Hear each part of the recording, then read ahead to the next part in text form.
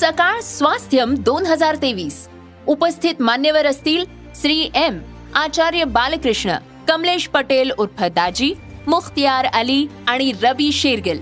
व्याख्यान, परिसंवाद, चर्चासत्र, कार्यशाळा, प्रदर्शन, सायकल रॅली, संगीतमय उपक्रमांचा महोत्सव. या, शिका आणि आरोग्यदायी आयुष्याची अनुभूती घ्या. सकाळ स्वास्थ्यम 2023ला अवश्य उपस्थित रहा. दिनांक 1, 2 आणि 3 डिसेंबर 2023, पंडित फार्म, कर्वेनगर, पुणे. निशुल्क नोंदणीसाठी आताच www.globalswasthyam.com या वेबसाईटला भेट द्या. सकाळ स्वास्थ्यम 2023.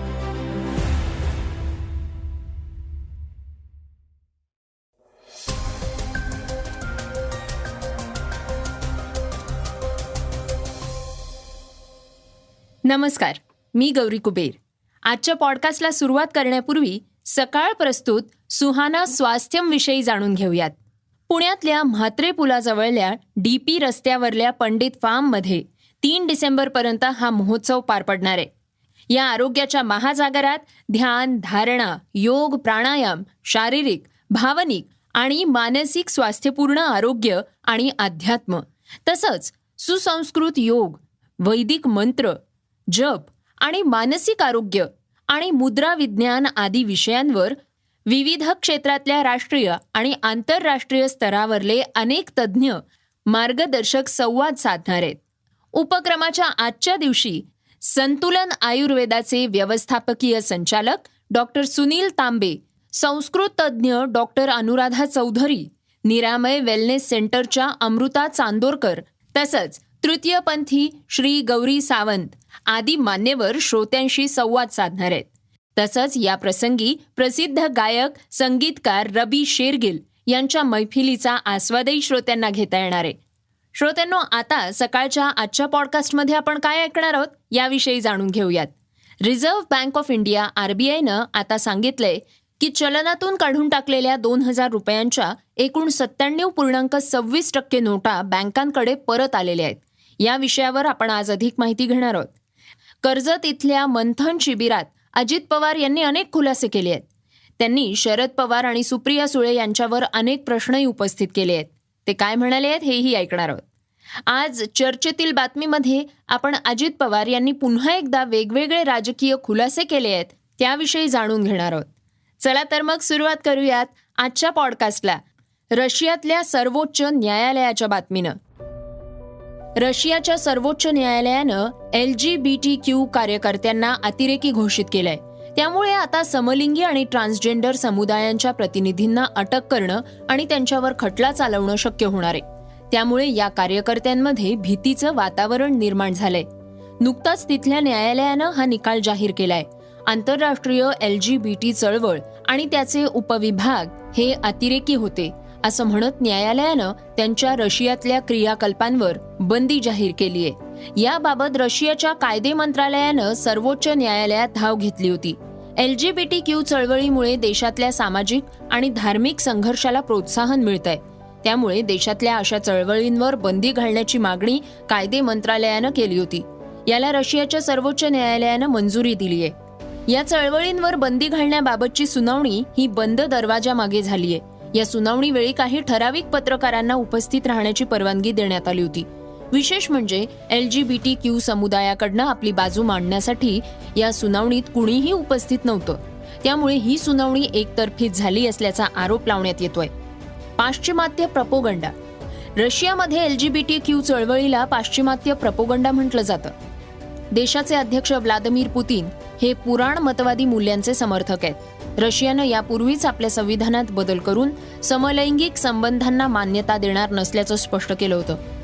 तसंच गेल्या वर्षी एका भाषणात पुतीन म्हणाले होते की पाश्चिमात्य देशातल्या या नवीन ट्रेंड्सचं आपण स्वागत करतो, मात्र त्या देशांनी हे इतरांवर थोपवू नये. श्रोत्यांनो, रिझर्व्ह बँकेच्या बाबत एक बातमी आता आपण ऐकणार आहोत.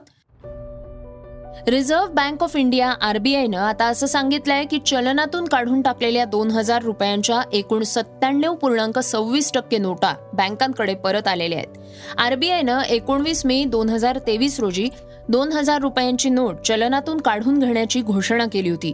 आरबीआयचं म्हणणं असं आहे की 2,000 रुपयांच्या नोटा चलनात राहतील. रिझर्व्ह बँकेचा हा निर्णय नोटाबंदींशी जोडला गेला आणि त्याची मिनी नोटबंदी आणि त्याला मिनी नोटबंदी असं सुद्धा म्हणण्यात आलं. 19 मे 2023 पर्यंत चलनात असलेल्या 2,000 रुपयांच्या नोटांचं मूल्य 3.56 लाख कोटी रुपये इतकं होतं. 30 नोव्हेंबर 2023ला चलनात राहिलेल्या 2,000 रुपयांच्या नोटांचं मूल्य हे 9,760 कोटी रुपये इतकं आहे. आरबीआयच्या नियमानुसार सुरुवातीला बँकांमध्ये 2,000 रुपयांच्या नोटा बदलण्याची किंवा जमा करण्याची अंतिम मुदत ही 30 सप्टेंबर होती, जी नंतर 7 ऑक्टोबर 2023 पर्यंत वाढवण्यात आली. यानंतर लोकांना आरबीआयच्या प्रादेशिक कार्यालयात 2,000 रुपयांच्या नोटा जमा करण्यास किंवा बदलवून घेण्यास सांगण्यात आलं होतं. मात्र असं असतानाही या नोटा मोठ्या प्रमाणात परत आलेल्या नाहीयेत. रिझर्व्ह बँकेनं असं म्हटलंय की 2,000 रुपयांची नोट कायदेशीर निविदा राहील, मात्र ते परत करण्यासाठी लोकांना रिझर्व्ह बँकेच्या प्रदेश कार्यालयात जावं लागणार आहे. आमदार जितेंद्र आव्हाड यांच्या एका बातमीनं राजकीय वर्तुळात चर्चेला सुरुवात झाली आहे. त्याविषयी ऐकूयात. कर्जतमध्ये मंथन शिबिरात अजित पवार यांनी अनेक खुलासे केले आहेत. त्यांनी शरद पवार आणि सुप्रिया सुळे यांच्यावर अनेक प्रश्न उपस्थित केले आहेत. यावेळी कृषी मंत्री धनंजय मुंडे यांनी सुद्धा आमदार जितेंद्र आव्हाड यांच्यावर टीका केली आहे. त्यानंतर जितेंद्र आव्हाडांनी पत्रकार परिषद घेत धनंजय मुंडे यांच्यावर पलटवार केलाय. खरी राष्ट्रवादी ठाण्यातून फोडण्यात आली असं धनंजय मुंडे म्हणाले होते. यावर आव्हाड म्हणालेत की काकाच्या पाठीत सुरा कुणी मारला? भागीरथ बियाणी यांनी आत्महत्या का केली? त्यांच्या पोरीला कुणी छळलं?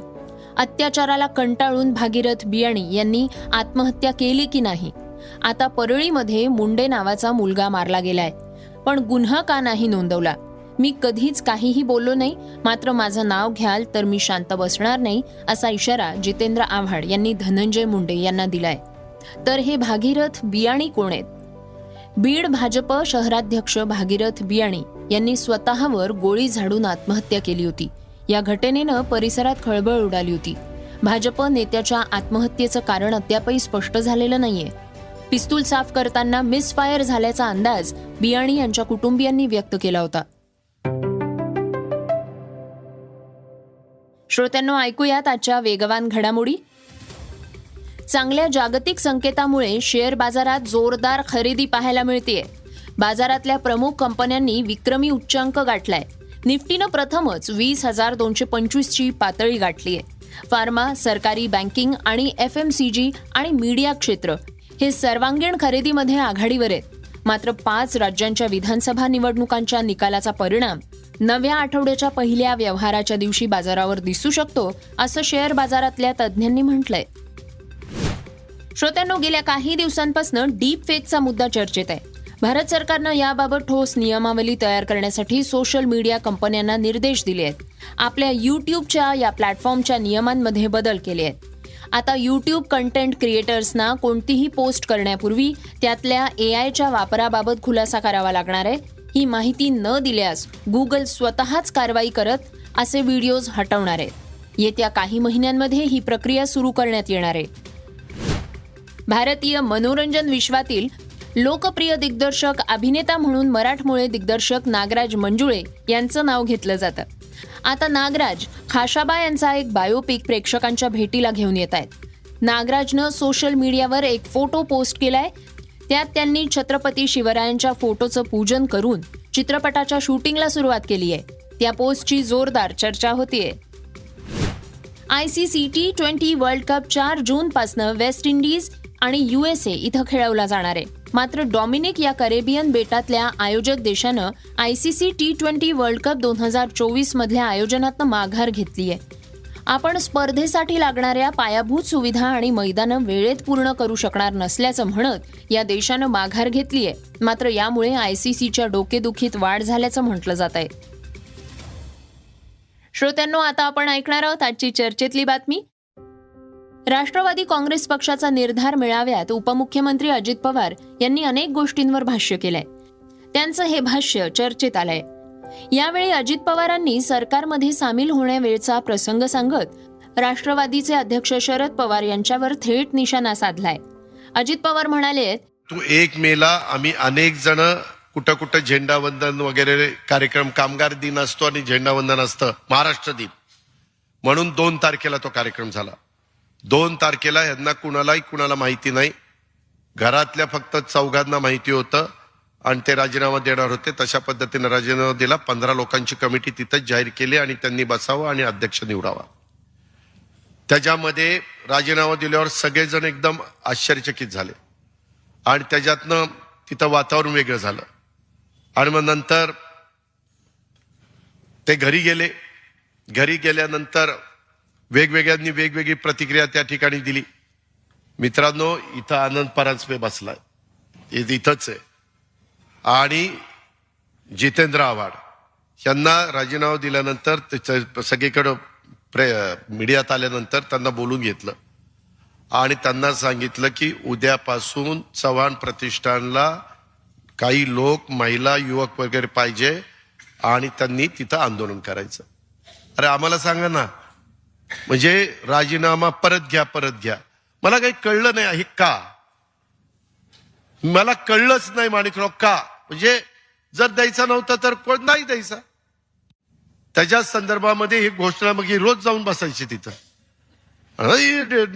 आणि ती ठराविकच टाळकी होती तिथं. ठराविकच, एक आमदार पण नव्हता. जितेंद्र सोडला तर एक आमदार पण नव्हता. आम्हालाही काही कळना काय चाललंय हे. मला एक सांगतायत, इतर एक सांगतायत. मागं तर सगळी हिस्ट्री मी तुम्हाला सांगून टाकली.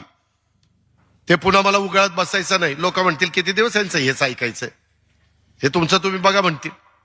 आपल्याला विकासाचं ध्येय घेऊन पुढे जायचं, पण ही गोष्ट परिवारातले सदस्य म्हणून तुम्हाला माहिती पाहिजे. आणि मग त्याच्यानंतर पुन्हा तो राजीनामा वगैरे घेतला गेला वगैरे. आम्हाला सांगण्यात आलं की बाबा माझ्यानंतर सुप्रियाला राष्ट्रीय अध्यक्ष करा. सगळ्यांनी तयारी दाखवली. सगळ्या काही गोष्टी ठरलेल्या होत्या. हे जे काही धरसोड आणि गाफील ठेवलं जातं ते बरोबर नाही. एकदा सांगा की हे मला पटत नाही. हे ज्यात तुम्ही एक गाव 2 तुकडे. 2 जुलैला घेतलेला निर्णय आवडला नाही तर 15 जुलैला बोलवलं कशाला? आधी मंत्री या, मग आमदार या असं सांगितलं. निर्णय आवडला नाही तर बोलावलं कशाला? मी फसवणूक म्हणणार नाही, पण गाफील का ठेवता, असा थेट सवाल अजित पवार यांनी यावेळी बोलताना उपस्थित केलाय. श्रोत्यांनो, हे होतं सकाळचं पॉडकास्ट. आजचं सकाळचं पॉडकास्ट तुम्हाला कसं वाटलं हे आम्हाला सांगायला विसरू नका. यूट्यूबवर सुद्धा तुम्ही हे सकाळचं पॉडकास्ट आता ऐकू शकता आणि त्या माध्यमातनं तुमच्या प्रतिक्रिया, तुमच्या सूचना आमच्यापर्यंत जरूर पोचवा. सगळ्यात महत्त्वाचं म्हणजे सकाळचे हे पॉडकास्ट तुमच्या मित्रांना आणि कुटुंबियांना नक्की शेअर करा. तर आपण आता उद्या पुन्हा भेटूयात. धन्यवाद. Research and script Yugandhar Tajne, Neelam Pawar. वाचा, बघा आणि आता ऐका आणखी बातम्या isakal.com वर. तुम्ही हा पॉडकास्ट isakal वेबसाईट आणि ऍपवर सुद्धा ऐकू शकता. विसरू नका, या पॉडकास्टला आपल्या आवडीच्या पॉडकास्ट ऍपवर सबस्क्राईब किंवा फॉलो करायला.